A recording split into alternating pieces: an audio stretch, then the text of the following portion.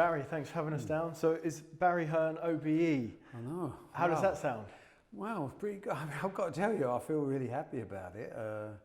It's obviously a huge honour, but I think more importantly, it's a statement that, you know, if I can get it, anyone can get it, I suppose. But no, I was very happy and yeah, honoured. I'm honoured. These awards, and obviously you're in the International Boxing Hall of Fame as well, are they validation for everything that you've done? I think so. You know, I don't care who you are, you still like a little pat on the back. You could be Anthony Joshua and he still needs to be told, you did well, son, you know? And that applies to me as well, you know. I mean, we all like, as much as we're in a hard-nosed business world, we can't escape that. But there are moments when you like people to say, well done, and things like the International Boxing Hall of Fame, the World Snooker Hall of Fame, Billiard Congress of America Hall of Fame. I mean, I've enjoyed all of those, but I think the OBE goes above, beyond that. I mean, as a very patriotic Englishman, you know, I have to say I'm old school, and the thought of going to Buckingham Palace to get a medal, you know, that's blown me away. Do you think about legacy? Yeah, constantly. In fact, I think as older I get, the more I think about it. Not from a point of view of personal satisfaction, but on sustainability of the principles we've set out, the way we run a business, the success of that business we run. So, I mean, I'm not short of energy. I mean, I've got an amazing work ethic, but I'm 73 in June.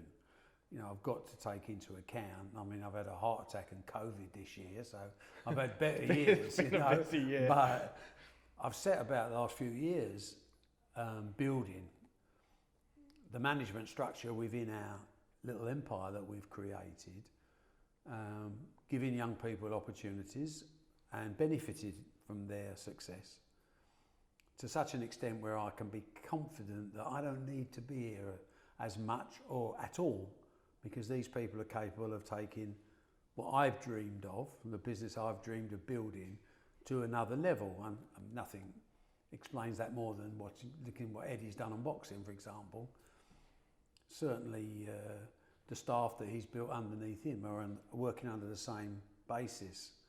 You know, I'm not an easy person to work for because I set very high standards, especially in terms of sacrifice. You know, I don't expect to hear stories about wives and children. You know, we have a job to do. But at the same time, the people that are attracted to that are people that want to be winners, as we all want to be. You know, we may not be able to fight, but we can certainly contest. Because I think a key word you mentioned there is sacrifice. When you look at a legacy, you will look at the sacrifices you made for that legacy, whether it's time you haven't spent with the family or with Eddie and the others growing up and stuff, because you put that to one side to build what you've built. Yeah, I mean, certainly in the early days of any business, you know, you have to decide what you want out of life. You know, you can go down a certain path and get by, or if you've got it in you to succeed and roll the dice and make those sacrifices, then there's no limit in this world to what you can achieve. And you know, for me, you know, obviously I come from a very working class background. My dad was a bus driver, my mum was a child, cleaned houses, 20 years on a council estate, but I had a desire in me to be something, and I realised I wasn't necessarily the cleverest bloke on the street, but I could work harder than anybody else, and that usually made up for it. And from then onwards, we treat business the same as people treat sport. We play to win. You know, we have principles and we have sacrifice that's involved, the same as any major sportsman, just that, you know, we're the backroom boys, if you like, and that's good. We built a company from 1982 that started with me and two people underneath the snooker hall in Romford. And we're one of the biggest, if not the biggest, sports promotion company in the world now. Offices all over the world, and that gives you a great, on the one hand, a great sense of pride and satisfaction. On the other side, it's slightly scary because it also gives you a responsibility to the future and where you're going. You know, we believe in level playing fields and we believe in a meritocracy built on ability only. But it needs people to run the business, and the people at Matchroom are just an extension of my family.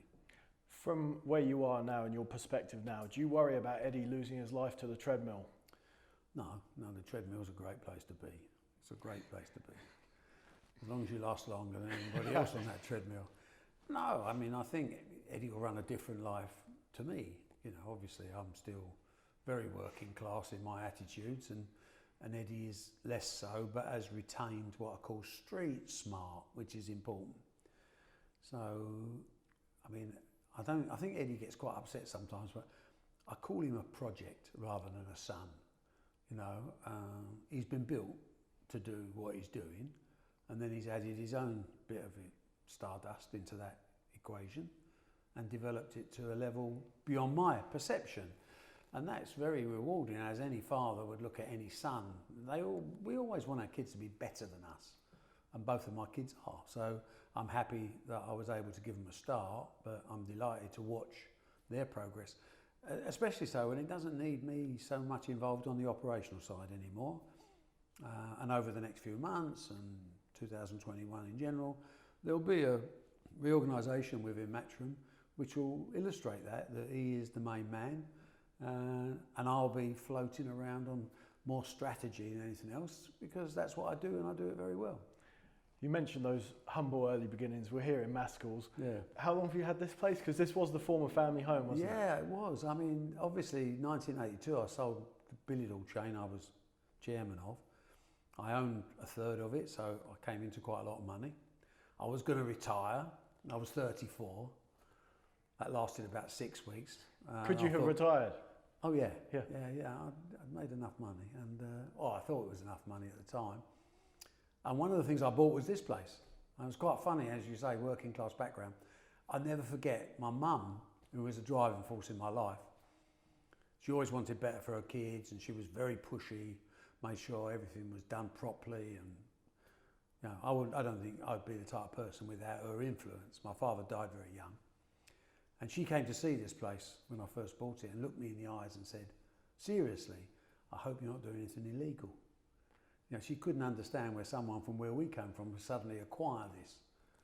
And I said, "No, you know, Mum, chartered accountants make terrible gangsters." I don't know whether she actually believed me, but you know, I would have loved it if she was here now with the news of the OBE, because I know how proud she'd be, and that's what every parent wants for their children, isn't it? You know? Yeah, of course. And you mentioned your dad dying young there as well, and you've had a couple of heart attacks and dodged a couple of bullets in your time as well. Not real bullets, but yeah, you got to make that clarify. You got to clarify that when it comes to boxing, haven't you? Absolutely. Yeah. So when you bought this place, you did upsize. You weren't downsizing. No. I upsized significantly, but yeah. I mean, I think sometimes you need things in a way. It's a bit like the OBE in as far as that is. To me, that's a massive pat on the back, rightly or wrongly. I take it as a huge compliment, and I think acquiring things like houses like this and all that are similar, is a success story. You get in life after a while, you know, you start off wanting to live well and you want to look after your family, things like that, which are obviously vitally important. But then you get to the next stage where that's all been done effectively, really. What's the worst thing can happen to you, you know? And then for me, the interesting thing is I play business like I play sport. I play to win. So it's a game. You know, and people always say, "Oh, you know, you make a load of money, you do this, you do that." Yeah, of course I do, but the fact is, if I do my job properly, I can't fail. The secret is doing your job properly first, you know, and then everything falls into line. And then you come to the next stage where, you know, you look at, I think there's 5 stages in life. You start off being very selfish, just looking after yourself, because you've got to, if you're going to provide for others. The second stage, you look after your family, because they're the most important thing in your life. The third stage, you look after your community where you came from. The fourth stage, you look after the country you came from. And the fifth stage, you look after the world in which you came from. Now, only Bill Gates and people like that can look after the world. I can't do that. I'm probably on tier 3, but that is part of the game, you know, and it's very fulfilling and very satisfying when you go to bed at night to know you've put in a decent shift, you know, you've made some good calls, or you've learned another lesson, which often happens, and you've made a contribution, you know, to people's lives, and by that you're making a massive contribution to your own life because you feel better about yourself. So what was the first boxing memory? Before you got involved in the sport? Oh, we can go back. I'll tell you the first boxing memory. This is funny you should say this because I thought of this myself the other day. I don't know why I was a fight fan. None of my parents, my dad was 5'8", weighed 9 stone. Obviously heart problems. I can't remember any of my family boxing, which was strange because we were from the East End. Most kids put gloves on at some stage. But to my knowledge, I don't remember a descendant of mine boxing. And yet, I was absolutely infatuated in an early age. I wanted to be heavyweight champion of the world. And I'd never been in a gym or anything like that. But I'd watched Pathé News and things like that, and I'd seen little clips of fighters, you know. And I became, not involved with it, but infatuated with the fight game. So my first memory, I think I was 7 years old. I used to listen to fights coming in on the radio from across the pond. And I think, if I remember rightly, my first fight was Rocky Marciano against, what was his name? It was around for Archie Moore. Rocky Marciano and Archie Moore. I think I was about 7 years old, and I used to listen in the middle of the night to it. I don't know why. Of course, the dream of being heavyweight champion of the world didn't last that long, because when I did start having a little go, I found out I wasn't very good. So another plan went out the window. Yeah. Did you ever meet Marciano down the line? No, Marciano died before, obviously retired, 48-0, killed in an airline crash, you know. Met Ali a couple of times, and obviously he was the big hero. Later on, everyone fell in love with Muhammad Ali. He was just the best. Cassius Clay when he started. And funny enough, the first Ali fight I remember, he was Cassius Clay, was against Archie Moore as well. Okay. So that was, and fighters in those days used to last forever because, again, it's a statement of where the sport has gone, that fighters weren't in control of their own destiny at those days as they are today, sure. Which I welcome. And a lot of them ended up penniless and destitute, despite that quite a lot of money had passed through their hands, you know? Yeah, sure. So people like Archie Moore, I think, was still boxing professionally well into his 40s. Yeah. And, you know, and Joe Louis is another great example that earned a lot of money and ended up as a greeter in a Las Vegas hotel. Right. You know, these are the sad stories of boxing, and fortunately with the current climate and the advice that fighters get today, it's not happening anymore in the fight game, which is great news. So at what point, you've obviously mentioned the snooker there, but at what point did you start to think, I want to get involved with that boxing lark? I always wanted to, because I was always a fight fan. See, I always went to the boxing. I mean, if you go back on it, you know, my great pal Freddie King, who tragically died a few years ago now, was a big influence. You know, Freddie and I used to run most of the fruit machines in the East End. We had about 2,000 machines out on site. We controlled most of it. It was an interesting business, to say the least. And Freddie was always, you know, as an ex-pro boxer, trying to get me fit. And I think I was 26 or 27, and he just said, "You got to come down to the gym, mate. You know, you're smoking, you're drinking, you're eating the wrong food, you're getting fat." And he Sounds like a good friend. He was a great friend because he loved me. You know, he wanted the best for me. He said, "Come down Waltham Forest Boxing Club." I remember his words. He said, "You don't have to fight anyone, just come down and get fit." So I thought, well, that makes a lot of sense. And I went down there, loved the atmosphere as soon as I walked in, obviously, my type of world. And after a couple of weeks of skipping, Freddie just went past me, threw a pair of gloves at me and said, "You're in next." And that was the end of it. I started messing around, getting bashed up by everybody, realised I was absolutely useless. Loved it, absolutely loved it. And as luck would happen, I was getting ready for a fight on some dinner show, and Freddie took me to, we left Waltham Forest Boxing Club and joined Garden City, which was on the Debden Industrial Estate where I'd lived. And I went down to spar. I was a 12-stone light heavyweight, and there was no one in there apart from this big lump of heavyweight, and he broke my shoulder.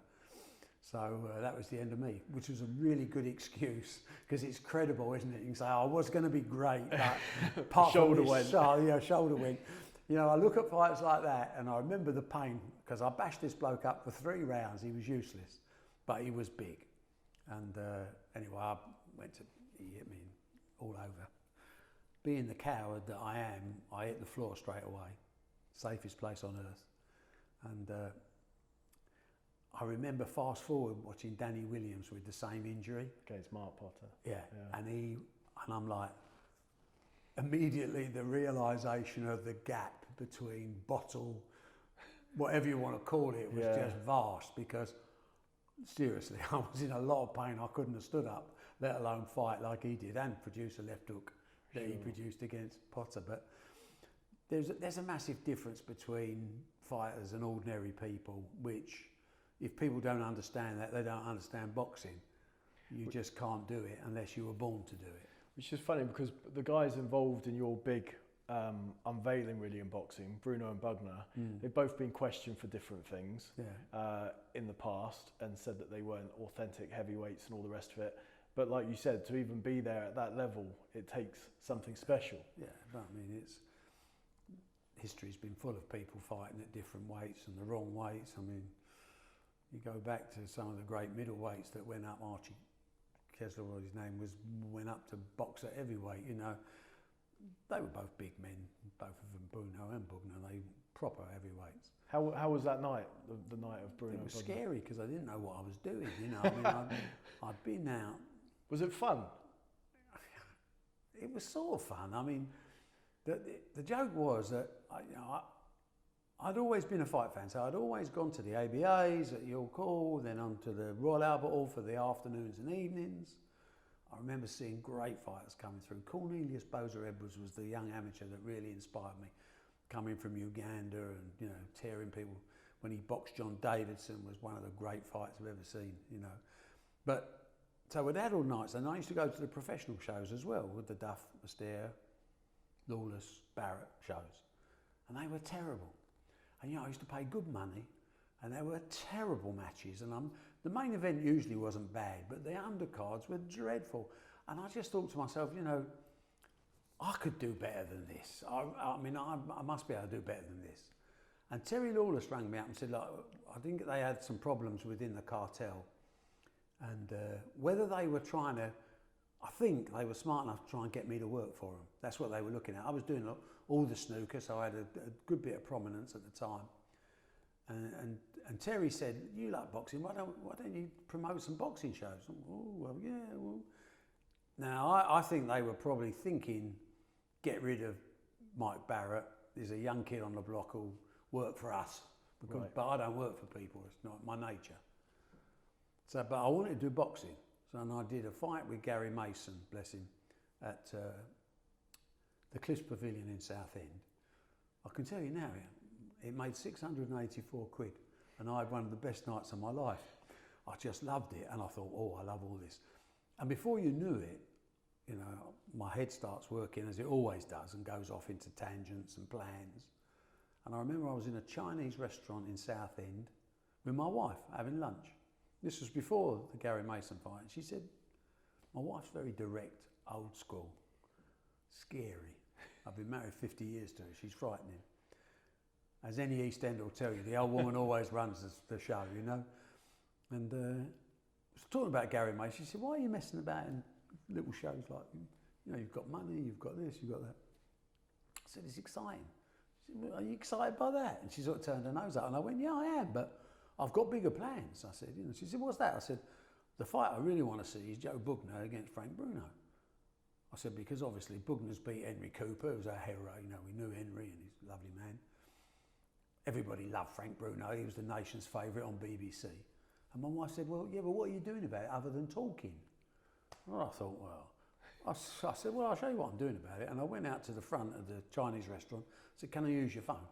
She said, you thought I was phoning a taxi. I phoned Melbourne. And the squeaky voice said to me, hello?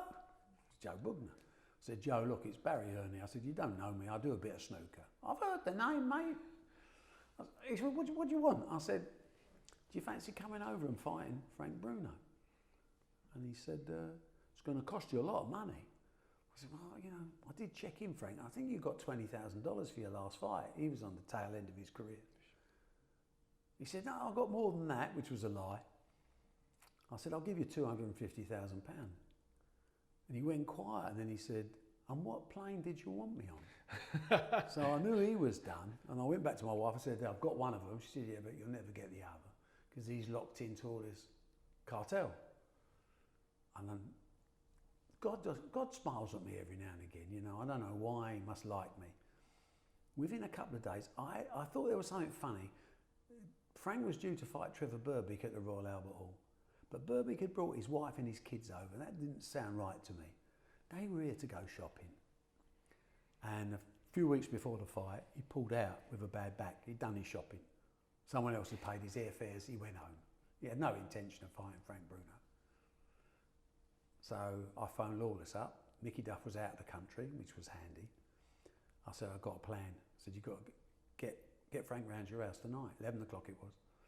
I went round Lawless's house at Hornchurch. Frank turned up, desperate to fight. He was in training. He's a boxer. He wants to fight. He wants to earn some money. I said, how do you fancy Joe Bugner?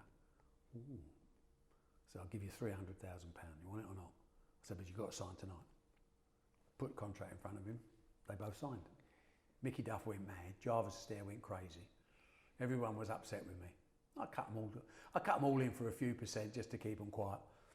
And we did the fight, and that's how the fight happened. Did you and Duff ever get back on track? No, I mean, Mickey Duff was one of the most annoying, horrible people in some ways, but he knew his boxing back to front, you know, back to front. But he was a bit cynical, old school, you know. He didn't really care about the fans. He cared about the BBC contract. The bottom line. Because he made him money every time. And he never overpaid anybody. And he was brutal. He was brutal, you know. But he used to tell you things. If you've got two undefeated prospects, the best thing you can do, box each other. He says, because one's no longer a problem and the other one's worth a bit more money. So he was cynical like that. But he was a great operator. But he had his fiefdom, you know, it's a bit like Frank and all those. They have their base and they don't want to share.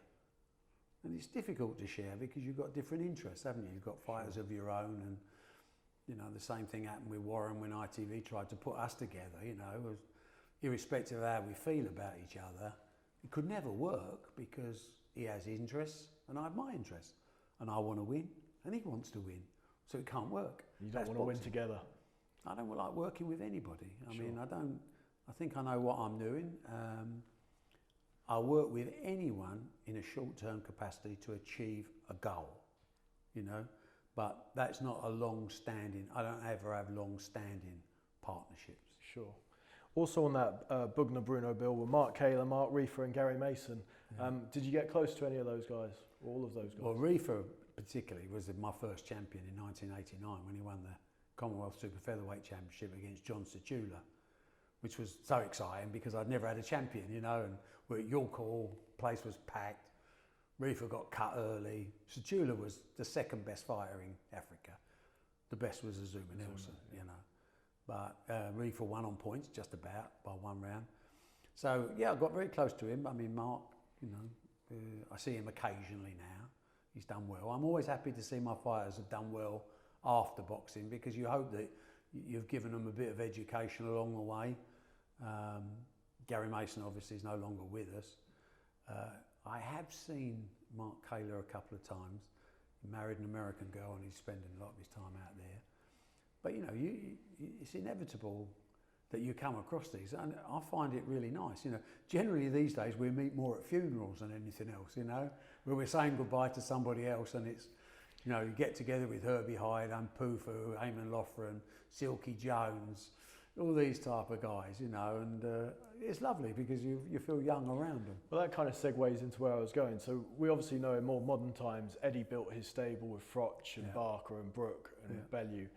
And you've said there some of the pillars of your boxing operation there. I don't think my lot were as good as his lot, by the way. But yeah, I mean, Eddie's working at a different level, and the whole business has changed. You know, sure. Pay-per-view television has brought a new dimension to boxing, as indeed as competition for TV rights globally, whether it's sports streaming or normal broadcast rights. So the money is much bigger that's there now. It's been affected by COVID, obviously, without crowds, that's understandable. But in my days, I mean, I used to be reasonably fit, you know, well, I'm still reasonably fit. But in those days, I was running marathons around the world, triathlons and things like that, So I used to train with a lot of the fighters in the gym most days. So not sparring. I mean, I sparred just alongside them. Yeah, but I was still sparring up into my mid-40s with various people coming in, mainly customers from the billiard hall who always thought they could fight. And you don't realise the difference. Was as bad as I was against a normal punter, I looked really good. So I quite enjoyed that, you know. Tell me about Herbie. Well, I mean, Herbie just turned up at the offices in Romford. Just this terrible stutter, you know. Good-looking young athlete, obviously an athletic bloke, you know. Been in various schools, and he had, you know, trouble past as well a little bit. Nothing abnormal there. But he walked in my office. The first words he said to me is, "My name is Herbie Hyde, and I'm going to be world champion." And I went, "Really?" You know, long, skinny thing, you know. And I said, "Can you fight?" Oh, yeah. Anyway, cut a long story short, I said, "Listen, the way we were then, the gym was 50 yards from my office." I said, "You got your gear with you?" He went, "Yeah." I said, "Let's go." Took him in the gym. I said, "Get changed." I had 3 heavyweights in the ring that day, or 2 heavyweights and a cruiserweight. I'll tell you what, you know, I'm getting old, but my memory's good. I had Phil Soundy. He was from Canvey Island, I think. Basildon, Canvey Island, that way. I had Jess Harding, who's still my mate to this day, one of my closest friends. And I had Scott Welsh, of course, who did Lock, Stock and Smoking and all those sort of films. Yeah, Snatch and that, yeah. Decent heavyweights. And basically, this little kid went in and bashed the 3 of them up, one after the other. Vicious. He was vicious. Horrible vicious. You have to be vicious, but he was horrible vicious. And I said, as soon as I saw what he did, I mean, Jess controlled him a little bit, but the others got a terrible good hiding. Terrible. Yeah, Scott was telling me the other day stories of him and Herbie and how they shared a lot of rounds over the years. They did. I mean, Scott was a decent heavyweight. Probably could have been better than he was. Looking back on it, you always criticise their training regimes and attitude and all that. But Herbie was an exceptional talent. I thought, blimey, this is the next Muhammad Ali, because he was so light on his toes. Unfortunately, he was never quite big enough to be a real. I think you said that on record as well, didn't you? That he could be the next Ali. Yeah, oh, definitely. I mean, I'm a promoter. Don't expect the truth all the time. You know, if I'm selling something, I'm not going to turn around and tell you this is the second best heavyweight of all time, am I? I'll call them all out because I knew they weren't coming. So, you know. But no, we had some great. I mean, and obviously the night at Millwall when Herbie knocked out Michael Bent was one of the great adrenaline rushes. Sure. Well, so was the press conference, wasn't it? Yeah, it was a bit lively. I I took an ashtray off Herbie. He was going to do him with an ashtray. I mean, Herbie had a very short fuse, you know. Was he hard to look after, manage? Yeah, he was. I mean, like most of these people, they can be really lovely when they're early doors fighters. Are just the nicest people because they need help. They need an arm around their shoulders. Later on, as they get on, they do get more and more difficult. They get more demanding, and sometimes they go off the rails a bit. You know, money. I've never known a fighter be as good when he's got money as he was before he had money. There's 1 or 2% of the brain just goes, I don't really need to get punched in the face anymore. And that's a danger, which is why someone like Cole Frotch retired at exactly the right time.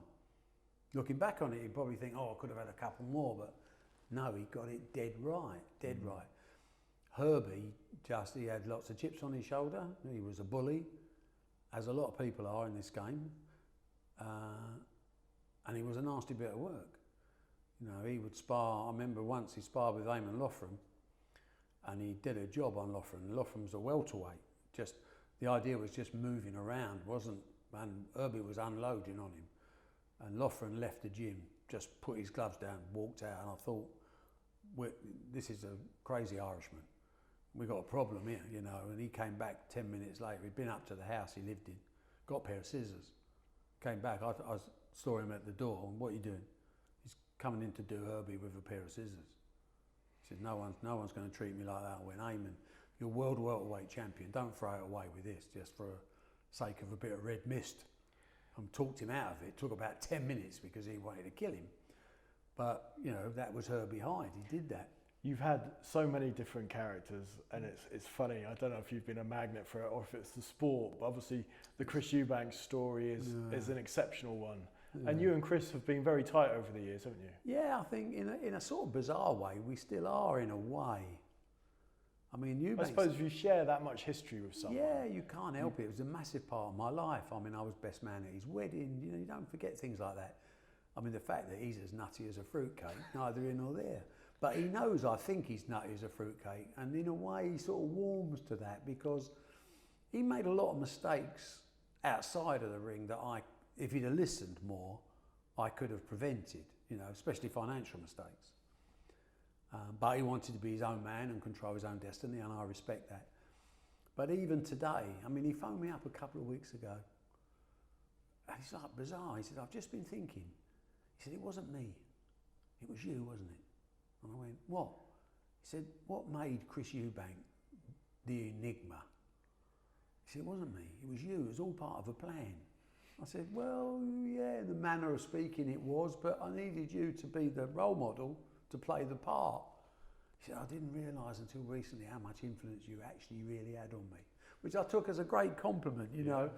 And I would still never have a bad word said against him because whilst he can be very annoying and in his eccentricism, if that's a word, he's dead genuine, he's dead straight, and he tells you the truth. Have you got a Eubank impression? No, I don't do Eubank impressions. I think it's disrespectful. Do you actually? When Eddie reels them off, do you think that? I think it's hilarious. But it is disrespectful. What was your first meeting like with Chris, by the way? Do you remember the first one? Very clearly, very clearly. I was, like everything else, you know, I'm an enthusiast, but I'm a studier.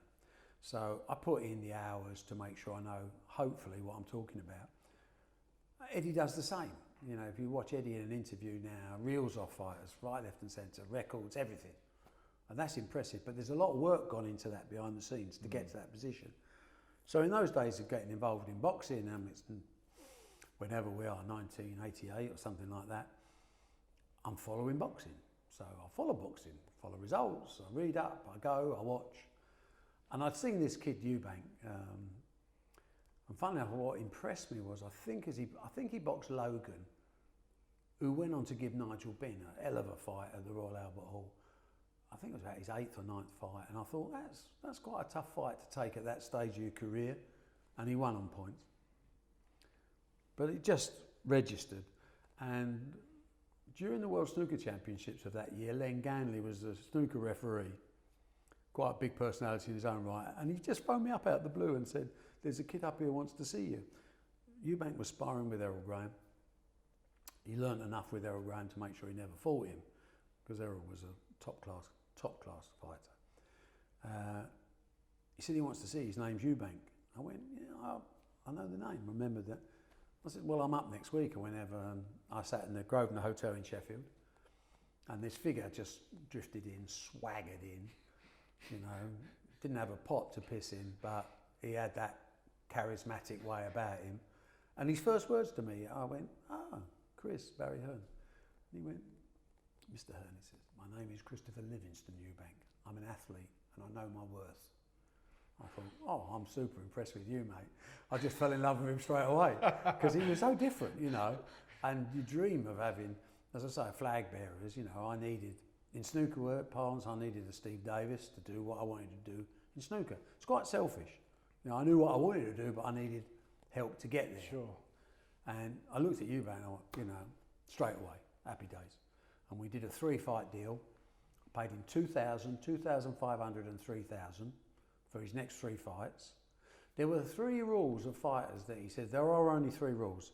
I don't fight southpaws, I don't fight undefeated fighters, and I don't fight anyone under 25. Okay, that'll do me.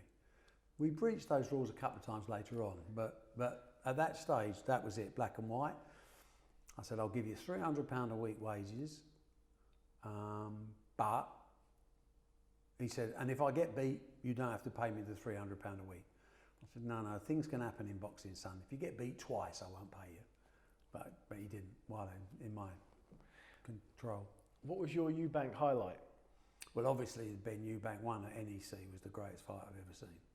I thought it was perfect. And more importantly is at that time we were going through a recession, my business was struggling. I'd invested a lot of money in Eubank, I'd spent a lot of time on him. I believed in him. I thought Styles, as always, make fights. I couldn't see Nigel Benn's aggressive attacking style being enough to beat Chris Eubank with his more defensive counter-punching style. So I paid Nigel Benn £300,000, I paid Eubank £100,000. I knew I couldn't make any money on the show, sold out. But it was gambling the family silver, really. It was, I think we're going to come out of this with a world champion. Aaron was promoting Ben at the time. Ambrose Mendy was his agent, or representative, if you like. They both made that horrendous mistake of not insisting on options, which is unbelievable. I couldn't believe we were getting away with that. It was hilarious because I thought they're going to give me this contract. There's someone, sooner or later, they're going to put some piece of paper in front of me and say, unless this is signed, there's no fight. But they had their own problems with Nigel Benn. He struggled to make the weight for that fight. I knew he was having problems. You know, there's always ways of finding these things out. And they never asked for options. We weren't mandatory. I mean, it was schoolboy error. And I remember sitting there saying, keep quiet, keep quiet. As the bell went for the first round, I turned around to Bob Arum and said, you know you're fucked, don't you? And he went, what? Why is that? Why is that? I said, because you can't win the fight, mate. I said, and you've got no options. And he looked at Ambrose Mendy and he said, we got no options. And Ambrose said, we don't need them. I mean, complacency, mate, it's a killer. You mentioned there about financial issues. Have you come close to losing everything? Yeah, never everything, because I've always, I mean, I made a shed load of money in '82, so that was me made up. A lot of the things I spent that money on, I sold as the recession dug in. I've always had, you know, listen, I'm a smart kid, I can make a living doing so many things. And so I always had assets, but business was losing money, not making money. And that's not, you know, anyone will tell you that that is not one of the rules of business, because eventually you get found out and the piper has to be paid. What caused the struggle? Was it recession? Or was it, yeah, there was no sponsors, there was, you know, TV money was very low. I mean, we're at a time when there wasn't a Sky television in existence. You were relying on just a couple of terrestrial stations that were difficult. They had a monopoly. Yeah, it was all sorts of, and I had this enthusiasm for sport, so I never stopped doing shows. I mean, there was one year, Screen Sport was the precursor to Eurosport as a satellite channel. I did 46 boxing shows for them in 1 year. I mean, that's a lot. That's a lot of output. I think they all lost money. But it built the stable of fighters that I wanted to bring on. Which included Jimmy Mack, didn't it? Yeah, yeah, Jimmy Mack was out there. He was an ITV fighter, obviously, in those days. But no, Jimmy Mack we got very close to because, you know, I like to train and Jimmy's the great trainer of all time, you know. Still got an obscenely low pulse rate for a man of his age. He used to stay here. I mean, if you go down in that forest, we used to go down there chopping wood together and running. Well, Eddie's got the stories of him and the pocket battleship, Francis Ompofo and Jimmy Mack. And Jess Hardy, and we're all down there. We have a 2.5 mile hill run here, which is great, which I used to do 8 times when I was training for marathons, 20 miles. Wow. It was a killer. But Jimmy Mack would do the hill sprints and all that and measurements. And yeah, Jimmy was very advanced for his training regime at that time, because most fighters, they had a set traditional way of preparing for fights. And of course that's evolved over the years. So you get to AJ now, it's totally high tech. Yeah, all the teams and all the different people. Jimmy Mack was the first really fitness control freak that I came across. He still loves it now. With you and Naz, Naz didn't make it to the top with you. No, I only had Naz. Naz was a sad story because I worked a good relationship with Brendan Ingle on a number of his fighters, and we used a lot of his fighters and we established quite a good bond. And he was always saying, I've got this kid who's going to be the best ever, you know. He was saying he was going to be better than Muhammad Ali. Yeah. Up there with Herbie Hyde. No, Muhammad Ali gets used a lot, you know, in comparisons. Anyway, eventually I put Naz on a couple of cards and he was embarrassingly good, but also embarrassing because he was so full of himself. You know, I used to hate walking him into the ring because he'd be dancing and going crazy and he's like, son, you haven't even had a fight yet, you know. He vault into the ropes and spectacular hand speed, Nas probably, I think, developed into one of the hardest featherweight punchers of all time, but he had different leverage, different angles that people couldn't prepare for and spar. When you're sparring, you choose a style of who you're fighting. You couldn't choose another Nas because he was unique. But after 3 or 4 fights, Brendan Ingle did the worst thing that anyone's done to me, or one of the worst, without even telling me, signed Nas over to Mickey Duff, which didn't go down too well. And frankly, I never forgave him the rest of his life, and that's just the way I am. You're either with me or you're not, and he clearly didn't want to be, so he wasn't. Nas went on with Brendel, and then he was very consistent after a few fights. He took him away from Mickey Duff and signed with Frank Warren, who did a very good job on Nas, I think. But as Nas got bigger and wanted more control, you know, clearly the promoter's profits, whilst you need a profit to survive, it has to be a fair profit, you know, and I think Nas probably felt he could do a lot better looking after his own affairs. And he rang me up and said, come and meet me at the Dorchester, how would you like to be my promoter again? And it was just wonderful. So I had the beginning and the end, you know. I mean, the good bits of the end, the first few fights were lovely, but when he fought Marcus Antonio Barrera, I knew we had a problem, and he didn't know we had a problem. He had so much self-belief. Did you think he would go on to achieve what he did after those early fights? You think there was something there? I think you can be wise after the event. I wouldn't say that I saw him as big a character as he became, and he did that through his own ability and his own charismatic personality. But he could punch. I mean, this boy could really punch. But every puncher is reliant on landing a punch. And if you don't land, it don't matter how big a punch you are. And we've seen it throughout boxing over the generations. And whether you're talking about Deontay Wilder, who's a big puncher, gets flattened by Tyson Fury because he couldn't land a punch. Sure. When you take a prospect like Daniel Dubois, who's a great prospect and still could be a great fighter, but you know, he was heavy odds on to beat Joyce, but didn't land. Or when he did land, they didn't have the same approach. As you go up at levels, you reach, you know, you meet different obstacles. Yeah, sure. So there's no point just knocking anybody over. I mean, boxing is a strange sport. You know, I could give you 6 wins like that. Don't mean to say you're any good. No, you know, so sure. The art is in the matchmaking and the training and the development of a fighter. And later on, the art becomes the financial advice and making sure that they leave the sport with something that reminds them of why they made the sacrifices they made. You mentioned Frank Warren there. When was the last time you spoke with Frank? I have no idea. Many years ago. Yeah. I mean, I have no dislike of him. Battle lines have been drawn. Yeah, I mean, not battle lines. You see, battle lines is too much of a compliment for Frank Warren because it's not really a fight. You know, I don't think the board would sanction it in reality. Now, I'm not being facetious here, but Warren's got his own business and he's a very good boxing promoter. And that's what he does, you know. And I've criticised the way he runs his business over the years. I've criticised some of the financial flaws that he makes and the decision making he makes. But really, I bear no malice to any man in this world. I hope everyone does great, but I can't really consider him a competitor because he's the shop on the corner, a competitor to Tesco's. That's the brutal honesty of it, and we live in a brutal world. So I wish him all success, and I think he's relatively good at what he does.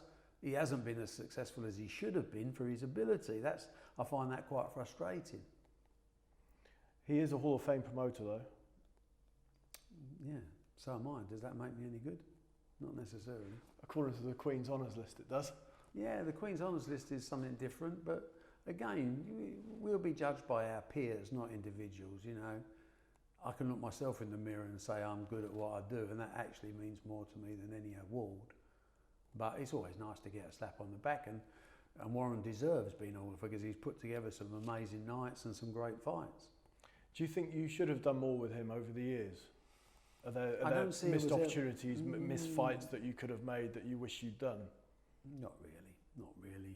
I mean, there's always fights you wish you'd have made. I mean, my only regret is I never did Ben Eubank 3 because the stage was set, but obviously Nigel went off to Don King, who in turn joined up with Warren, and then later on came back, as they nearly always do, and we had some fun. But You see, because it's such a personal business, boxing, when someone signs for Matchroom, I feel responsible. And I feel responsible to tell them the truth as well, because there are times when the conversations are quite hard, like, time for you to pack up, son. Sure. And that's the worst conversation, but you have to have it. There are also times where you can lead them in the right direction, and you feel quite fulfilled when you do, because making money is fine, but it's only a game. It don't really, once you get to a certain stage, it doesn't really matter to make that extra pound, million, 10 million. It doesn't really affect your life when you're older. You know, you have already what you want. So what you can do is you can just be honest and operate with integrity with these people. Tell them the truth, but don't be frightened to give them some real home truths on occasions. Because they're with you, they become a little bit of your family. It doesn't last. Usually when they get beat, there's a good time for parting of the ways. Not always, but most times. When Eubank got beat to Steve Collins, we both probably knew that our relationship was never going to be the same, although we were the same people. Eubank phoned me up and said, come and see me. I went down to Brighton to see him. He said, it's been a great journey. I think I'm going to go on my own. We never had a contract. We didn't need a contract. We shook hands, we parted as friends, and that's the way men do it. But you are responsible for them, and they do become part of you. I think of all the sports I promote, 12 different sports, I think you fall in love with fighters more than you fall in love with anybody else, because you see what they go through, you see the sacrifice they make, you see where they come from, you understand their dreams. Perhaps you've shared that journey to some small way. But what that means is you can't work with other promoters with their fighters, because you always want your blokes to win at all costs, because they're with you. So it never works. I mean, look, Warren and I, we're fine. Socially, not an issue. I've been out for dinner with him many years ago, thoroughly enjoyable company, great laugh. Would I do business with him? No, I don't trust him. And I don't suppose he trusts me, and that's fine. I'll do my business, he does his. But to work together, HBO tried to do it once with Don King and Bob Arum. You know, the dream. Seth Abraham told me the story, got them in the office together. You guys stop fighting. I'm going to give you all this money together. Had no chance of it working, because we have different agendas. How about you and King? Have you I've worked with him many times, and I wouldn't trust him at all. You know, he's a wonderful character. He's hilarious. But he wants 101 cents out of every dollar, and I wouldn't trust, I wouldn't trust him. And when you can't trust a prospective partner, you don't need the sleepless nights worrying about what they're doing behind your back. Or have you seen him at his eccentric best, King? Yeah. I mean, anything that stands out? I mean, the best story with King, without a doubt. Again, it's complacency. These people are not geniuses. King's off the street. He's never going to lose that. It makes him smart. But it also gives him a weakness. When we did Eubank Ben 2, I was a little concerned. I'd overstretched myself. You know, I was giving Ben £1 million, Eubank 900 grand. I didn't have a TV deal, I didn't have a ticket sold, didn't have a sponsor. I'm thinking, I'm doing the numbers like all good accountants do, thinking I could be in the shit here, you know, if this don't sell. I knew it was a big fight. The phone went, picked it up. Hey Barry, it's Don King. I said, oh Don, how you doing? Everything okay? Yeah, it's great. I'm going to be your partner in this show. I said, are you? Well, no one told me that. He went, no, I really love this. I said, and I'm thinking, this could be useful. I said, what's the deal? And he said, I'll give you $2 million for the overseas TV. Well, I had about $25,000 in my pocket. And I thought, that's good. That gets me bang out of trouble. I said, where's the catch? Tell me now, because it saves us falling out later on. He said, there's no catch. I said, Don, there's always a catch with you. What's the catch? Tell me the truth. Don't be frightened. I'm not frightened. He said, all right, I'll tell you what I want is I want Ben and Eubank, win or lose, I want them under contract to me. And I'm going to pay them a lot of money. I like both of them. I like Ben, I like Eubank. Got them together. I said, listen, this is the deal. Do you fancy it? Showed them the numbers, big numbers. I said, yeah. Both of them said, oh, blimey, do you mind? I said, no, listen, you're free agents. Do what you're going to do. I'm out of trouble. I'm going to make a lot of money on this show. But in fairness, you should know the whole offer. Direction, yeah. So they both signed a contract with King. King then phoned me up and said, look, he said, my friend Frank Warren, he said, he's banging trouble, as usual. So I said, what's new? He said, look, can we give him 10% of the show? I thought to myself, it might be quite good because he had a good relationship with ITV, Frank at the time. Look, we're going to make a load of money. Give the kid 10%. Don't make no difference to me. So I said, you give him 5 and I'll give him 5. This is what we did. But King and Warren didn't really do anything towards the show. We did the show. We did the work. King was brilliant at the press conferences. That's all I wanted him for. Sold tickets. Warren did nothing. Other than, I think he put in some good words at ITV. We eventually closed a decent deal with ITV, so it was another plus. So I'm not knocking for that. And we did the fight. 4 o'clock in the morning. King still hadn't paid me after the fight. I wasn't going to bed. Eventually I cornered him. I got a check out of him, so I was happy. Went to bed, put the check underneath my pillow, like a tooth fairy. Slept like a baby. I got up in the morning and King's holding court with all his press people there saying, great fight, you know, I'm moving a lot of my operation to England, I'm going to take over. And he said, oh, there's Barry Hearn. He said, don't worry, Barry, there'll be a little role in this for you, which I thought was quite condescending. And I said, well, I don't know what you're talking about. He said, well, you know our deal. I said, of course I know the deal. I wrote the contract. I said, I always write the contracts. He said, so what are you saying? I said, win or lose, you had Ben and Eubank. The fight was a draw. You can fuck off back to New York, mate. You got nothing. He went absolutely apoplectic. But he'd made the same mistake against Azuma Nelson and Jeff Fennick in Australia about 2 years before. That was a draw and he never had rights on either of them. So anyway, he didn't talk to me for a couple of years. It was no big deal. And I went back to Ben and Eubank, said, you're both free agents, do what you want to do. Nigel thought he'd been robbed against Eubank. He joined King. Warren said, I'm staying with you. We went on, eventually we did the Sky deal. Eubank, yeah. Changed it from there. So it was, you know, but the next time I saw King, the next time he spoke to me was 2 or 3 years later. I was in Miami. And he came over as if not a care in the world. By now he'd had his relationship with Warren, and that ended up in the High Court, because Warren had an issue with Naseem Hamed. King sued him successfully for many millions of pounds. And King came up to me in Miami, hey Barry, give me a big hug. We should be partners. I said, here we go again. I said, Don, I've just seen what you've done to your last partner. I think I'll pass on that.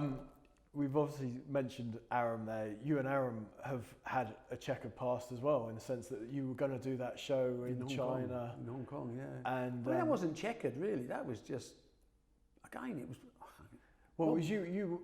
So basically, just for context, Herbie Hyde and Steve Collins were going to fight Tommy Morrison and Lonnie Beasley. Yeah. Frank Bruno, who was with Mickey Duff at the time, was going to fight Ray Mercer. Correct. And Billy Schwer was going to fight Ruelas. Yeah, great card. What a card. Unbelievable card. All financed by the guy that created Platoon, the movie. John Daly. John Daly. Full of, you know, Aram and I together had set that deal up.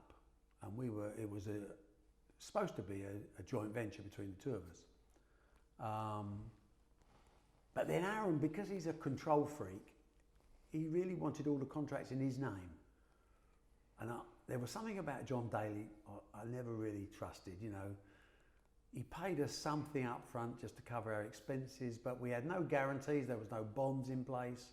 All the normal rules of business weren't applying, and that made me very unsettled. So I said to Aram, okay, you can take responsibility, but you might, you know, make sure we get paid or we're not fighting. And Aram trusted John Daly to deliver, and that was a trust that was not well founded, because right up until the day of the fight, he hadn't paid a penny. And I said to him 2 or 3 days before, the weigh-in is at 6 o'clock on Friday. I said, my money's got to be in before the weigh-in. And John Daly said, I'll pay you Sunday after the fight. I said, no, you won't, because I'm now responsible. Once my fighters get on those scales, I'm responsible. And come 6 o'clock on the Friday, and Aram was walking up and down going crazy, because I think he'd realised he'd trusted someone he shouldn't have trusted. And there was no money, and I just said to everyone, put your clothes back on, we're going home, and that was the end of it. Yeah, and that was something you still stand by today, that decision. At the time you said, but to be honest, I was very pleased with myself in Hong Kong. I stood my ground, how many others would have. Yeah, well, most people wouldn't have done, that's the truth of it, because they'd have been sucked in by the whole fight day. We're there now, we're there, let's go and do it. All the fighters wanted to fight, but unless they'd sign a waiver, the only person I thought the only person who was going to pay was me. I was the only one with money. So I think I did the right thing. In fact, Tommy Morrison sued Bob Arum and sued me as well. And I went to court in Las Vegas, and the judge's words were quite, they were really good. He said, Mr. Hearn, you acted in the best interests of your fighters. You leave this court a free man now. There will be no further complaint against you. And I walked out. Arum got fined $400,000. So name a fighter who's broken your heart. Oh, there's so many. Are there actually, now when you look back on it, do you see like a slew of broken relationships and things that didn't work out, or did someone break your heart and then come back? I think Mickey Duff again summed it up when he said, in boxing, if you want loyalty, buy a dog. That was certainly the case in the early days, I think, and again, some of it would have been my fault as well. I mean, the way that promoters used to operate in those days was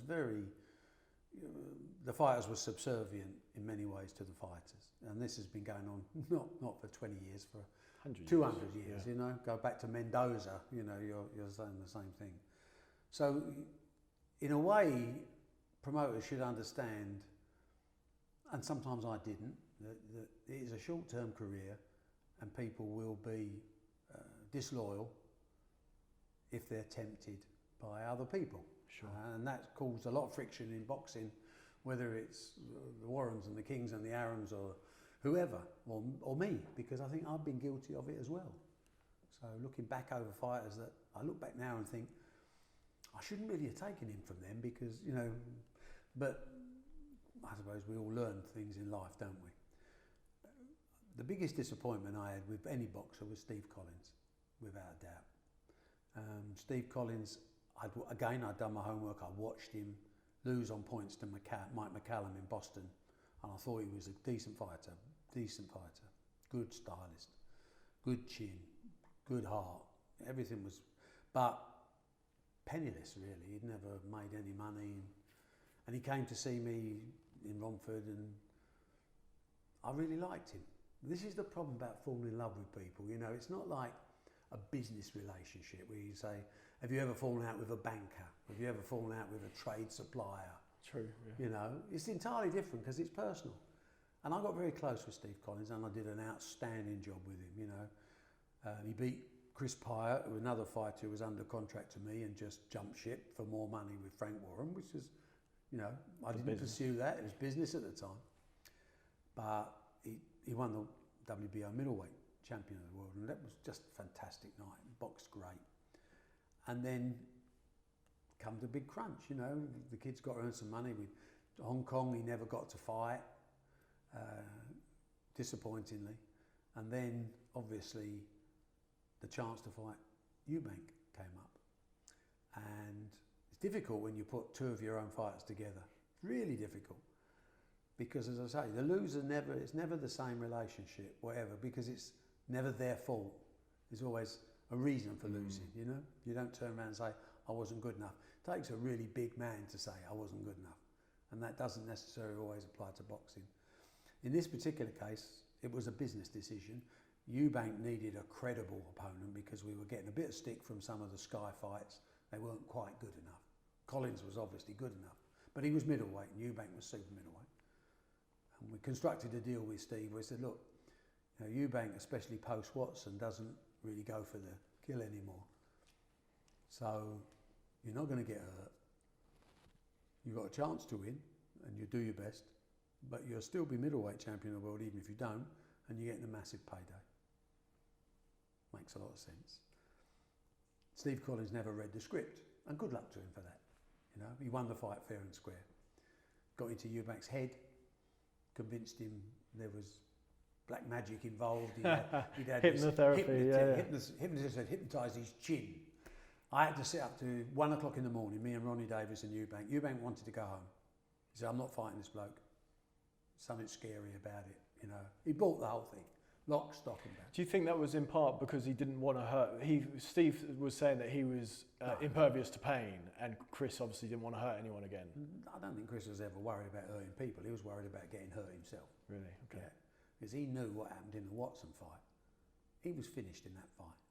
But you've always got one punch left in you, and that night was Eubank's night to pull out that punch, tragically. He was more worried about that could happen to him, which is why he never went in to finish, in the same way as Watson went in to finish Eubank. Got you. You know, so it was a different type of mindset. But anyway, the fight went on. I remember when Collins won, and I walked past Barney Eastwood, who'd looked after Steve Collins for many years. And I walked past him, and Barney looked at me and he said, "Your problems are just beginning." And I thought, what does he mean by that? Problems are just beginning, you know. You know, Collins has won, we'll do the rematch and blah, blah, you know. And of course, straight away, Steve Collins went off and started talking to Frank Warren, did a deal with Warren, and and wouldn't pay me our contracted amount. So I sued him. And unfortunately for me, in the High Court in Dublin, as my wife said, "You don't surely expect to beat an Irishman in Dublin, do you?" I said, "Yeah, the contract's good." But the judge decided in his wisdom that because I had both fighters, I had a conflict of interest, and our contract was invalid. Cost me several £100,000, but I had 26 lovely days in Dublin, so it wasn't all bad. But that disappointed me because I'd done a proper job and I know I'd behaved properly, and it was felt that I hadn't, which is not true. I mean, once you get in that ring, you are really on your own. Don't matter who your promoter is or your manager is. It's up to you. And you take the decision, if you can, away from the judges as well, if you can. But that was a big disappointment, not because of just business and the money, because of the relationship that had been built. Sure. Between me and Steve Collins, and that relationship, I don't believe, was handled in the proper manly way. What's been the absolute pinnacle of you at Matchroom in terms of sporting events? Well, I mean, there's 3 or 4 that sort of stand out, and the biggest, without question, is Steve Davis winning the World Snooker Championships in 1981, because it changed my life. Steve became a close friend. Do you remember that minute for minute that night? Second by second. There aren't very many days I don't think about it, virtually every day. Isn't it funny? I don't know why. And my hairs, I'm talking about it now and I can feel tingling. You know, it was such a special day because, again, this personal relationship thing overlaps into most of my relationships. By then I'd developed a very special relationship with Davis. I never called him Steve. Really? No. It started off really as me being his big brother. And it ended up with me actually learning perhaps more about things from Steve than I ever taught him. But we used to dream. We were dreamers. We were both council house kids. None of us had nothing at the time. I was doing okay in my job, which was a job, and he was doing okay on the snooker table. But we used to talk in this room later, subsequently, about winning. You know, in my previous house, we'd have tears run down our face. We'd plan our victory speeches in advance and things like that, you know.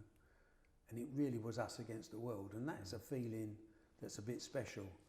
And more so with boxers, because they come out of, usually, I've never known a middle class boxer be any good. Never mind working class, you need to be right in the coalface to be good. But that, if you're involved in that journey, it's a very special feeling. And I was, in the snooker sense, involved with Steve. And when he won, you know, I mean, I think I nearly passed out with the adrenaline. Was such a level that I didn't know what I was doing or saying. It was surreal. But it's something that I don't want to ever forget because it was a turnstone point in my life. And the greatest compliment of all is that 40 years later, Steve Davis is still my best friend. We talk about characters, obviously you talk about Steve, and Steve was offset with all those personalities with obviously Hurricane Higgins, Jimmy White and Cliff Thorpe, and all those guys. There was a whole bunch of them. Who was bigger, Steve Davis back then or AJ now? It's a different world to compare. In terms of television audience, Davis by a country mile. Because it's insane, because I remember that in my childhood. I remember those guys. Yeah, well, you remember 18.5 million people watching Steve Davis on BBC at midnight. You know, the highest ever figure ever seen, ever recorded in the Dennis Taylor black ball finish. So in that sense, Davis was much, much bigger than anything else. I mean, off the scale, bigger than the Queen's speech, you know.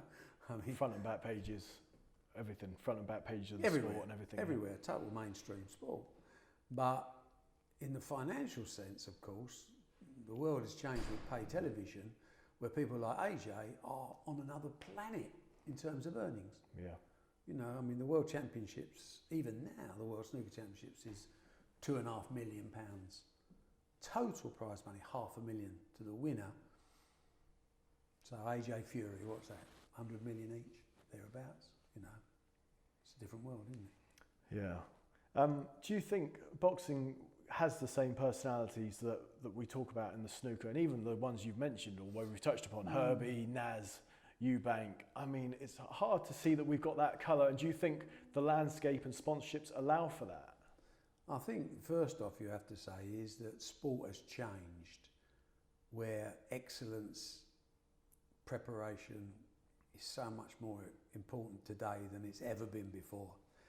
The fact that they dedicate their lives to it actually take away the time required to build a personality.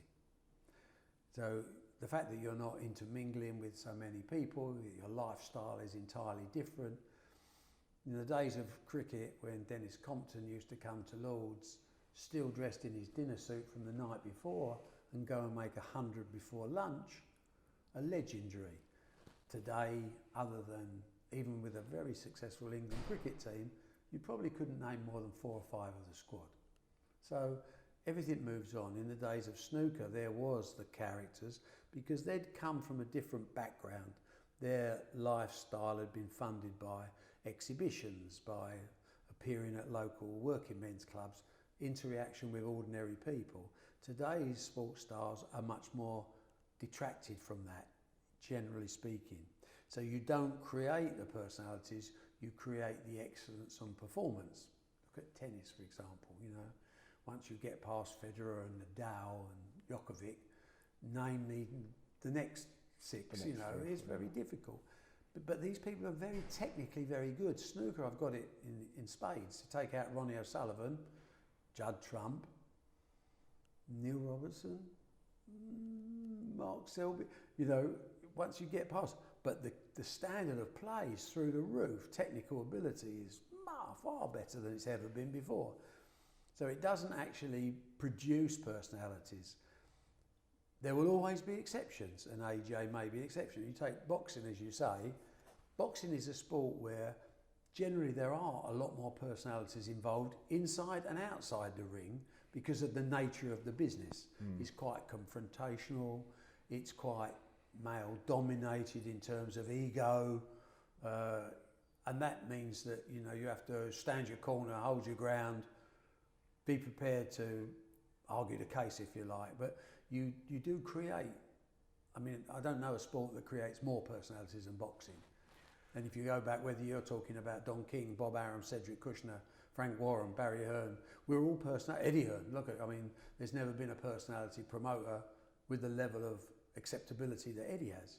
I'm not saying because he's my son, but you know, his BBC podcast is so big, his book's a bestseller, he has 1 million+ followers on Twitter. It's a different world of communication today.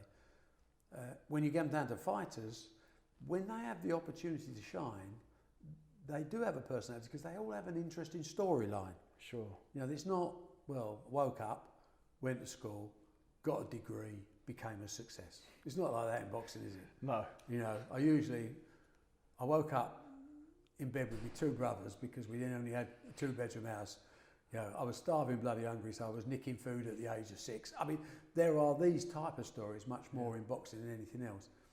But when they get famous and big, like a Naz or a Ricky Hatton, the downside is today that whereas when I was working on ITV shows on a Saturday night, I would get 10 million audience every Saturday night.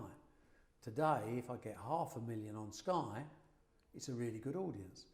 Mathematically, it follows it takes me 20 times more exposure to get the same level, which is where social media comes in and fills the gap. That's the crux of it.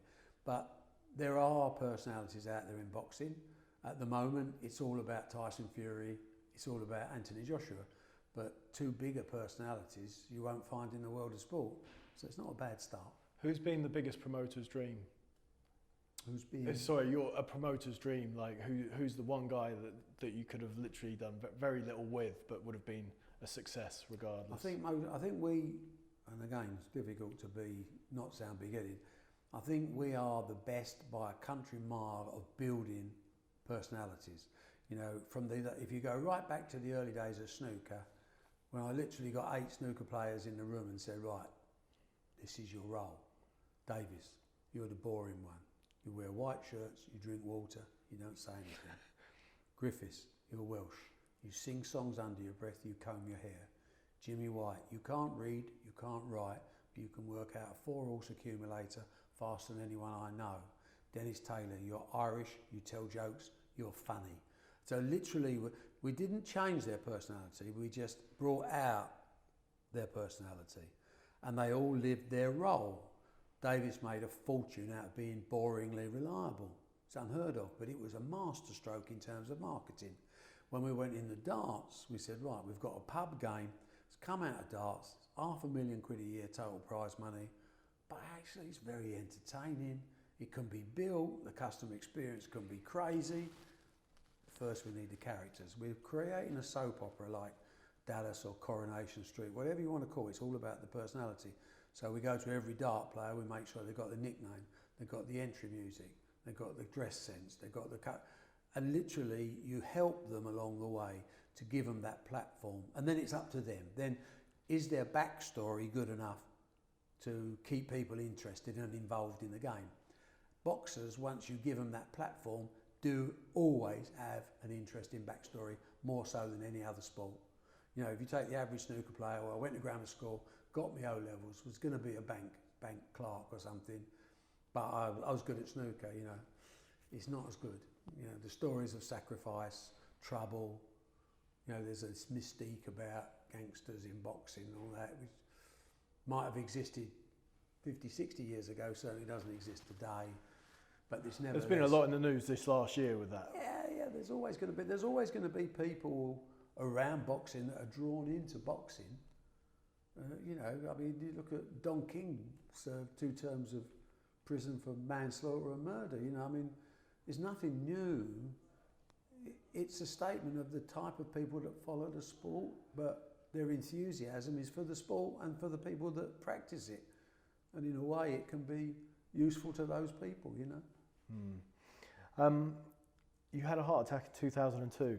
Yeah. How scary was that? Yeah, that was quite... Well, it wasn't scary as far as I'd spent most of my life waiting for it, because 3 generations had died in their 40s, and I thought it was hereditary anyway. But fortunately like that, I was quite fit, so I think that gave me the edge over my predecessors. But where were you at the time? I was in bed. It's 4 o'clock in the morning. Yeah. Woke the wife up, told her to get me an ambulance. She don't like making phone calls, my wife. She said, let's give it 20 minutes to see how you do. Which I didn't think was the greatest answer. I thought, you must know where the money is. You haven't got to blackmail me. But eventually, Eddie phoned for the ambulance, not my wife. She said, I can't dial 999. She said, that's for emergencies. And I'm like, I'm dying thinking, I'm going to kill her. If I make it. If I make it. But you know, it was an experience. It wasn't frightening. Sounds a bit... In a way, it wasn't frightening at all. I had anticipated that moment happening at some stage. It wasn't pleasant and it was very painful, but in a way, it just resets your reflective mode on where you are and what you do with your life. So it's not a bad thing. I mean, I had another one this year, but that wasn't as bad. Wasn't it? No. No, I just bung a couple of stents in, send me home. But the apple crumble and custard at Basildon Cardiac was out of this world. You're a good fisherman, aren't you, in your own right? I don't like to say I'm good because I know what is great. So I'm a keen fisherman in my own right. I go all over the world fishing. I just love it. Are you good at any of the other stuff? Darts, No. Snooker? I'm sort of average at everything. I mean, I'm always bronze medal, bridesmaid. But there or thereabouts then, that's all right. But no, I've always been there or thereabouts because I am very competitive, so I try. I mean, I have a nosebleed, I try too hard, you know. I am trying every inch to be the best I can be. Is boxing more cutthroat than the other sports? Without a doubt. Messiest business out there. The people that are involved, the personalities involved, and the fact that it's you're only one punch away from a disaster. It changes the whole, you know, a darts player gets beat, a snooker player gets beat, they play the week after. Yeah. You know, it's not the end of their world. I mean, it might be psychologically damaging, but they'll get over that, you know. Boxers, well, you're one punch away from a disaster every time. I mean, and you've seen it yourself 1,000 times. Prospects, life's about levels, you know, whether you're in business or whether you're in sport. And you know, there's that ladder. It's snakes and ladders, isn't it, you know? And we're all ever so good, all of us, good at going up ladders. It's those poxy snakes, you know? And sometimes we go up to a level where there's no oxygen. We can't breathe because we're not good enough to be at that level. And you never know where that level is, but it always exists. Always has, always will do. Talking of snakes, a couple of years ago it was said that you were in Epstein's contact book. Yeah, well, I think I am. There's 14,000 addressed names in that. Oh, is there? Yeah. Did you know him? Did you ever meet him? I met him once, I think. I was at a reception in some restaurant in London, some reception. I don't remember, it was me and my wife was there. Looking back on it, I realised he was there. I don't recall actually saying anything to him, but apparently, and I'm only going on hearsay, he was one of those type of persons that everybody he met, he wrote in this book. Oh, really? And he wrote Mr. and Mrs. Barry, and no, he didn't write. In the book, he wrote Barry and Susan Hearn. And then your numbers. And then the numbers. But that was how he was, obviously. Have you seen the documentary? No. Or the Netflix series? No, I'm not in it, I don't think. Talking of the entertainment world, Eddie talks about going into football and music down the line. Would you like to see him transition out of boxing? I like him to have free reins. Yeah. He's proved himself, he's good enough. Go and make your own mistakes now, son. Go and make your own mistakes. Your dad's made loads, learned from all of them, hopefully never repeated the same mistake twice. But, you see, what we built here is a dynasty, you know, I know it sounds grandiose, but... It's not a bad place, to be fair. No, this is all right, but there's other places and there's bigger things we can do. Everybody's only limited by their own imagination. I've got to my limit and I'm so happy with what I've achieved. But I do know it's my time or getting close to my time. And I expect other people to continue what I've started, but then put their own ingredient in it. And if that be music, if that be football, would I do it? No, of course I wouldn't do it. I'm boring old Barry Hearn. You know, I run good businesses, profitable business with excellent growth and huge cash reserves, which thank God we've got, because when COVID came along, a lot of people went skin or going skin or stopped working. Yeah. If I stop working, the people I'm responsible to, the sportsmen and women, they don't get paid. So I have no choice. I have to carry on, and I don't reduce my prize money in any event because I'm in a position to be able to do that, and I'm grateful for that. But other people can utilise that asset base to live their dreams, and good luck to them. And if they fail, especially if it's Eddie, he knows I'll take the piss out of him mercilessly, but we'll still have a beer and a laugh about it. We touched upon legacy at the start. I just want to bring that up again. You've obviously got a long-suffering wife. Yeah. You've got kids who, you know, Eddie said that there's been times where you've obviously had to travel and put work first and all the rest of it. Now, with hindsight, do you regret any of that? Because I ask that because I'm at a point in my age, 40, where you make career decisions where you think, do you want to be home or do you want to be out on the road? Do you regret any of that? Or does this legacy mean, and their understanding of what legacy means as well? As I said to you before, you start off being selfish. My main concern was to look after myself. I knew I couldn't look after anybody else unless I looked after myself. So whatever price had to be paid, it was automatically a gimme. I never look back and say, do I regret anything? Because it's historic and it's a total waste of time. Did I make mistakes? Yes. Have I learned from those mistakes? Yes. Okay, that's a plus, because there's a lesson. But looking forward is the only way to look. Along the way, you have to make a decision what you want out of your own life. This is where you have to be selfish. Actually, being selfish is beneficial to everyone around you sometimes. And if they're not the right people around you, you will lose them. And that's because they weren't the right people for you at that moment of your life. So, have I been the best father? Have I been the best husband? Maybe not. By some people's standards. By mine, I was focused on where I wanted to get to, and I wasn't going to let anything not allow me to get where I wanted to get. In my mindset, it was to produce from day one a legacy for future generations of my family, and I believe I've achieved that for several generations, which is very pleasing. I'm now more interested in looking at my local community and where I came from, where I think I can make a contribution to that. And that's not because I'm a nice guy. It's selfish again, because it makes me feel good. And I want to do it, and by the way, it'll help a lot of people, and that'll make me feel even better.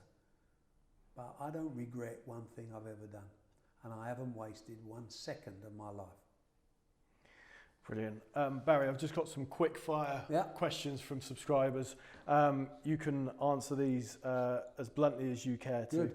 Simon Carsberg, what does boxing need to change to continue to grow and attract new audiences, such as what are your thoughts on Dana White and the UFC model? I think it's brilliant. The UFC model is brilliant. I don't like UFC myself personally. I'm old school, hardcore boxing, but we can learn from it, and we will, I believe, develop boxing into a similar structure with global control over the next few years. That's not what other people in the industry might like to hear, but we're going to be very difficult to stop because we run a proper business and we have assets where we can invest at a level other people can't, which is what Dana White did, and I'm a big fan of commercially what he's achieved, and we will follow in a similar footsteps. Luca Pierucci asks, what can be done about PEDs in the game? One always hopes that sport is clean and full of integrity, but we must never get complacent. Whether it's gambling or whether it's various enhancing drugs is an ongoing problem. And unfortunately, the world has become a little bit more scientist against scientist, in some cases, rather than sportsman against sportsman. We have to continually fight and innovate and never get complacent because the bad guys are smarter than the good guys. I like this one from Tim Lane. Barry mentioned in an interview in early 2020 that the mental health of a nation is strengthened by sport. Have you ever struggled with mental health difficulties? No, my brain has never... It's funny that a lot of people ask me that because, as I say, the word pressure is a very misused word, and pressure is generally felt by those that fail, frankly, and it's usually an excuse. I couldn't cope with the pressure. So whether it makes me a superficial person that doesn't think deep enough, and that's a possibility, I've never suffered from any mental health issues. Robert Palmer, this one might be more for Eddie, but I would like some detail on Matchroom getting the exclusive Sky deal. Very straightforward. We were in a strong position and we utilised our position. That's when did it first start getting discussed, and how did it get over the line? I suppose obviously there was Maloney, Warren, Hatton, they were all at the table at the same time, weren't they? And the head of sport understood that by dividing their output, they never gave the proper opportunity to grow boxers, period, because there wasn't enough exposure for them. And they realised they had to, I mean, don't forget we have a long-standing, since 1990, relationship with Sky across a variety of sports, the biggest being darts, which is the only sport outside Premier League football that does the numbers that we do. Darts beats every other sport out there, slaughters everything. So we have a very good working relationship, which gives us leverage. We're in business, we utilise our leverage, plus the fact that the head of sport was a boxing fan that understood the only way to do it was to trust one outfit to deliver. And the only outfit that was really credible, both financially and structurally, was Matchroom. Jamie Ingleby, have you ever disagreed with Eddie over any signings? Thousands of things. Any signings? Loads. What are you doing? Signings and purses, I disagree with him all the time. And all the time we have a row about it, and then he does what he wants to do. Because in life, you never give someone a position and then undermine his position. He runs the boxing. Everyone seems to think around the world, I still have strings to pull. Not true, not true. He's big enough and ugly enough to say, Dad, I love you, but we're doing it my way, and I wouldn't want it any other way. I'm sure you got some stroke somewhere. As we see, again, you're wrong. You're totally wrong. He came to me and said, we're going to do a fight camp in the garden. I went, what? In your garden? I said, well, he showed me the drawings. I said, what's all this going to cost? He said, it's a little over £1 million. I nearly fell over. I said, you're never going to get that back. At least the grass is back. No, but he ended up making a load of money as well because it was a sensational show. And sometimes when he said Froch Groves in Wembley, I went, don't even go there. It's a waste of time. So what do I know? Liam Tyra, in regards to Matchroom as a whole, what's the easiest sport to work with? Darts. James Hamlin, sometimes opponents can bring out the best in people. Who would you consider your greatest opponent in boxing? In boxing? What do you mean opponent? What rival promoter, yes, things like that? Well, I think Warren is definitely up there because he's got a huge amount of knowledge and he knows what he's doing. If he was just a little bit smarter, he could have been really successful. Alan Begg, how difficult was it to keep a rein on Eubank's extravagant expenditure? Impossible, not difficult. It was impossible. Impossible. He fought at the Brentwood Centre against Les Wisniewski. And we sold the Brentwood Centre out and he boxed really well. And I was so happy. I said to him, you and your wife, my guest, go to Paris. I've booked you a suite at the Saint Georges, best hotel in Paris. Got your business class flights over there. Down to me, son. He went, lovely. Off he went. The next week, I get a bill for over £20,000 on my desk. And I'm like, I called him in the office, and this was a day, £20,000 was a lot of money. It's still a lot of money, but it was a fortune. I said, Chris, what's this? He said, that's my bill for the weekend. I went, but I'd already bought you a suite. I know, he said, but it wasn't the best suite, so I upgraded.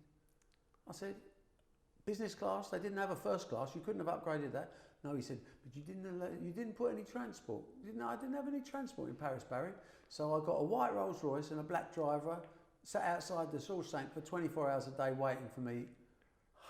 And then he went on, list after list after list. I said, Chris, I'm not paying this. And he looked at me and said, Bazza, you gave me the rope and I hung you. Alan Begg, Dewey Powell, what's the nicest thing anyone's done for you in boxing and what's the nastiest thing someone's done for you in boxing? Start with the nicest. The nicest thing, what is the nicest thing? I think the nicest thing is always, it's words rather than actions, you know, sure. But I remember Eubank when he fought Ray Close, we'd had a lot of aggravation with it. King and Warren who won the purse bid, and anyway, Eubank won the fight. And Eubank gave an interview straight after and he went, let me tell you about Barry Hearn. He said, all the fights we've been together, he said, I have checked every bill, every expense, everything. He said, and I've never found anything wrong. So as of today, I'm going to stop checking. And I thought that was the greatest compliment I've ever had. Yeah, that's not bad. Glenn Wilson says, I bought Barry a drink at Graziano's, so this is in Canastota, and asked a lot of questions about them. But one that I have following our conversation in which we spoke about the importance of small hall shows, Mo Pryor was also there, is how much damage has the pandemic caused small hall shows which rely on journeyman and novice ticket sellers who have had no opportunities to fight in 2020 and may now have to quit boxing. This is one of the saddest things about the lack of understanding of the sport of boxing at government circles or government level. The fact they can give away £300 million, including £135 to rugby union. Who plays rugby union, I don't know, other than a few private school kids. And nothing to boxing. The number of boxers, the small hall shows are the bedrock of boxing in this country.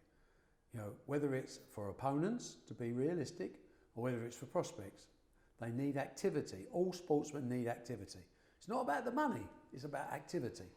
You take away the activity, there is absolutely no reason to get involved with boxing because most fighters are trying to put bread on the table for their family. That's why they fight. That's where they come from. That's their principles in life and they're to be commended for it. But it's no fun getting punched in the face while you're sparring without knowing that you've got an end result, which is a job. And the fact that government have not helped boxing is disgraceful because they don't understand the good it does for the community and the wider reaches. it is a worry. Please God, with this vaccination, we get back to shows with people in, and small hall shows can start again, because without it, boxing will die. A bit of a negative one to end it on there, but I'm super grateful for your time and delighted that you're on the New Year's honours list. It's absolutely fantastic news, and it's another good example for boxing, although not just boxing, obviously it's sport in general. In all honesty, I take this OBE, and obviously, listen, I've got an ego, same as everyone else, so I'm chuffed. But when I sit down quietly on my own, where there's no bullshit, I realise that I'm only there because of the sports I've been involved in and the people I've been involved in that sport.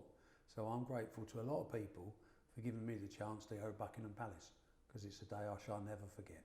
Brilliant. Well, thank you very much for your time. Pleasure, mate. Thank you. Pleasure.